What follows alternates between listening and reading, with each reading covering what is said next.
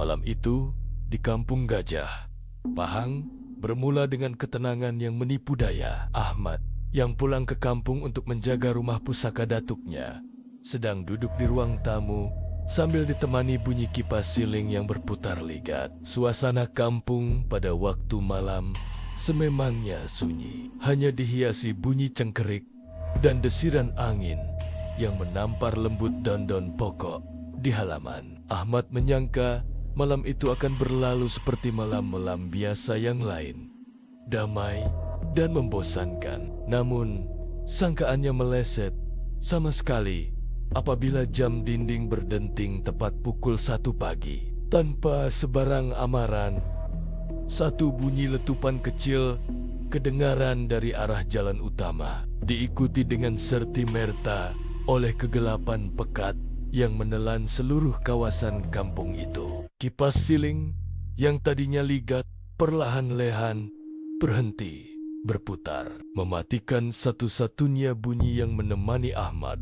Ketiadaan elektrik di kampung bukan sekadar bermaksud ketiadaan cahaya. Ia membawa satu jenis kesunyian yang berbeza. Ia adalah kesunyian yang berat dan menekan, seolah-olah udara di dalam rumah itu tiba-tiba menjadi tebal. Ahmad Kuba mencapai telepon bimbitnya, namun skrin itu gelap, kehabisan bateri. Dalam kegelapan gelita itu, deria keenam Ahmad mula mengambil alih.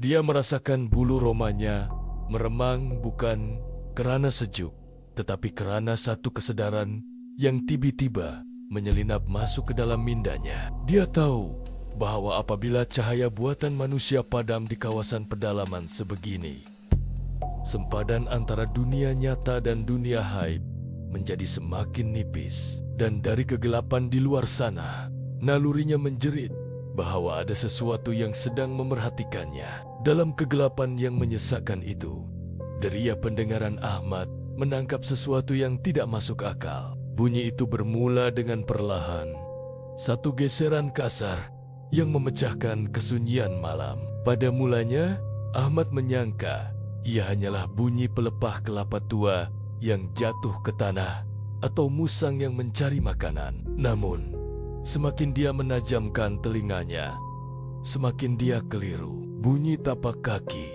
atau pergerakan fisikal itu tidak kedengaran di atas tanah. Sebaliknya, bunyi krik dan geseran berat itu kedengaran selaras dengan ketinggian pucuk pokok kelapa yang mengelilingi rumah pusaka tersebut. Akal logik Ahmad Kuba menafikan apa yang didengarinya, kerana tiada haywan atau manusia yang berjalan di udara setinggi itu dengan bunyi langkah yang begitu berat dan teratur. Rasa ingin tahu yang bercampur dengan ketakutan memaksa Ahmad untuk mendekati dinding kayu rumah lama itu. Terdapat sela-sela kecil di antara papan dinding yang membolehkan dia mengintai keluar tanpa perlu membuka tingkap dan mendedahkan dirinya. Dengan jantung yang berdegup kencang, Ahmad merapatkan matanya ke celah lubang tersebut, coba menembusi kegelapan malam. Visual yang diterimanya amat terhad. Dia hanya dapat melihat bayang-bayang batang-batang pokok kelapa yang tegak berdiri dan kegelapan pekat yang menyelubungi halaman rumah. Semuanya kelihatan kaku dan tidak bernyawa, kecuali satu perkara yang ganjil. Di antara deretan batang pokok yang gelap dan kasar itu, mata Ahmad tertangkap pada satu objek yang kelihatan berbeza. Ia kelihatan seperti sebatang pokok pinang yang kurus, tetapi warnanya pucat, seakan-akan putih kekuningan dalam samar cahaya bulan yang suram. Apa yang membuatkan nafas Ahmad terhenti ialah apabila objek itu mula bergerak. Ia tidak bergoyang mengikut arah angin seperti pokok lain. Sebaliknya, ia bergerak secara mandiri, beralih tempat dengan perlahan dan senyap melawan arus angin. Ahmad mengecilkan matanya. Kuba memproses image aneh itu, dan ketika itulah realiti ngeri menampar kesadarannya. Itu bukanlah batang pokok. Ahmad menyadari bahwa apa yang sedang dilihatnya adalah sepasang kaki. Kaki itu sangat panjang dan kurus, persis sebatang galah buluh yang dibalut kulit pucat dan kotor. Dia melihat bahagian buku lali yang bonjol dan tumit yang kotor dengan tanah. Tetapi apabila dia kuba mendongak untuk melihat lutut makhluk itu, pandangannya terhalang oleh bumbung rumah. Ini bermakna lutut entiti itu saja sudah sama tinggi dengan bumbung rumah pusaka tersebut. Ahmad tidak dapat membayangkan di mana letaknya pinggang, badan, atau kepala makhluk itu, kerana semuanya hilang di telan kegelapan malam di atas sana. Ketinggian entiti itu adalah sesuatu yang mustahil dan melanggar hukum alam. Ketakutan yang amat sangat mencengkam seluruh tubuh Ahmad.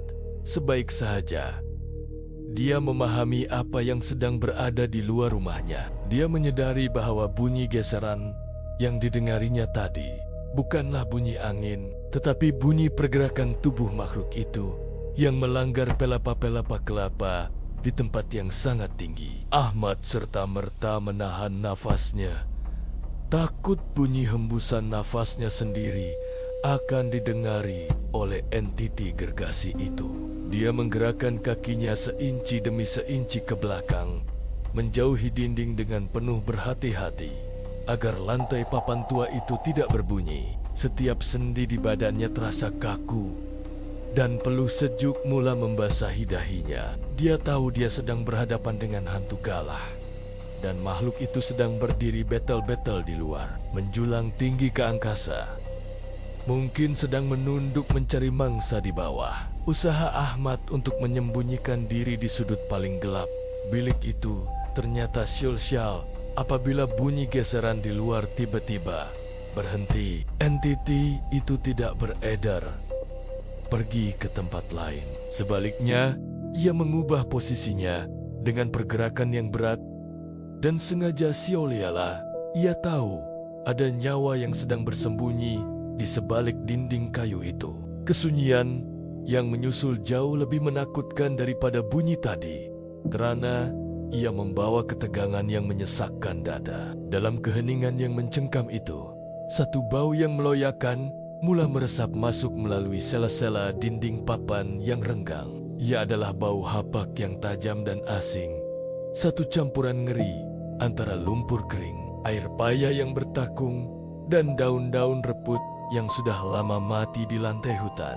Bau busuk itu menusuk hidung Ahmad, menyesakkan nafasnya, dan membuatkan perutnya memulas, menandakan bahwa tetamu yang tidak diundang itu kini berada betel-betel di sebelah tingkap biliknya. Kemudian, kedengaran bunyi yang paling mengerikan pada malam itu, bunyi yang akan menghantui mimpi Ahmad selamanya, oleh kerana makhluk itu terlalu tinggi untuk melihat ke dalam rumah kampung yang bertiang rendah.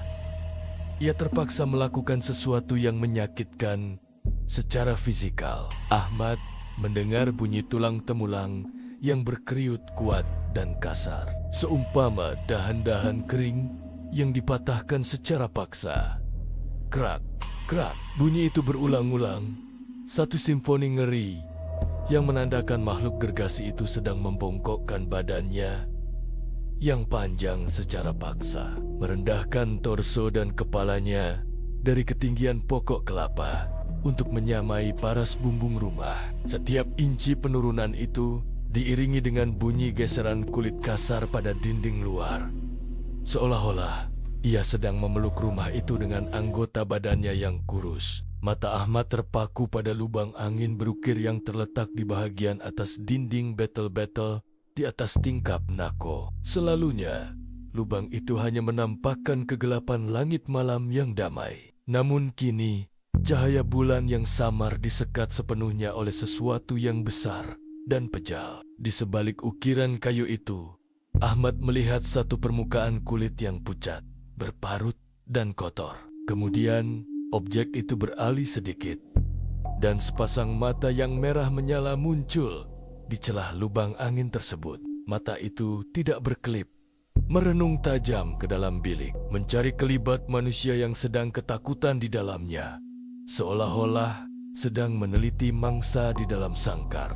Jarak antara wajah mengerikan itu dengan Ahmad hanyalah dipisahkan oleh sekeping papan dinding yang nipis dan rapuh. Darah Ahmad terasa seperti berhenti mengalir. Tubuhnya lumpuh sepenuhnya, dikunci oleh satu ketakutan purba yang mematikan setiap fungsi ototnya. Dia mahu menjerit sekuat hati, tetapi suaranya tersekat di kerongkong yang kering. Akalnya menjerit bahwa ini adalah penamat hidupnya, tetapi sisa kewarasan yang tinggal mengingatkannya kepada satu-satunya perlindungan yang ada. Dia tahu dia tidak boleh melawan secara fisikal. Dia perlu memohon perlindungan Tuhan. Dengan sokibaki tenaga yang ada, Ahmad memejamkan matanya rapat-rapat, enggan membiarkan pandangannya bertaut lagi dengan mata merah yang sedang mengintai di lubang angin itu. Di dalam hatinya, dia mula membaca ayat-ayat suci dengan pantas, melaungkan zikir dalam diam sebagai perisai terakhir jiwanya. Semasa dia membaca, bunyi nafas yang kasar dan berat mula kedengaran jelas di telinganya. Ha, bunyi itu datang terus dari lubang angin, membawa hawa panas yang berbau bangkai.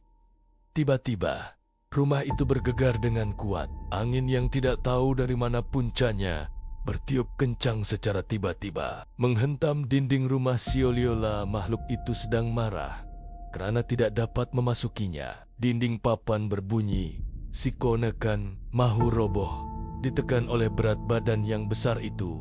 Manakala atap zinc bergegar ganas, Ahmad meringkuk di atas lantai, menutup telinganya, bersedia untuk bumbung rumah itu ditarik cabut oleh tangan yang panjang itu pada bila-bila masa sahaja. Tepat pada saat Ahmad merasakan jantungnya akan meletup akibat tekanan itu, satu cahaya terang memancar secara mengejut. Lampu jalan dan rumah menyala serentak, kipas kembali berputar ligat, dan bunyi televisyen memecahkan kesunyian.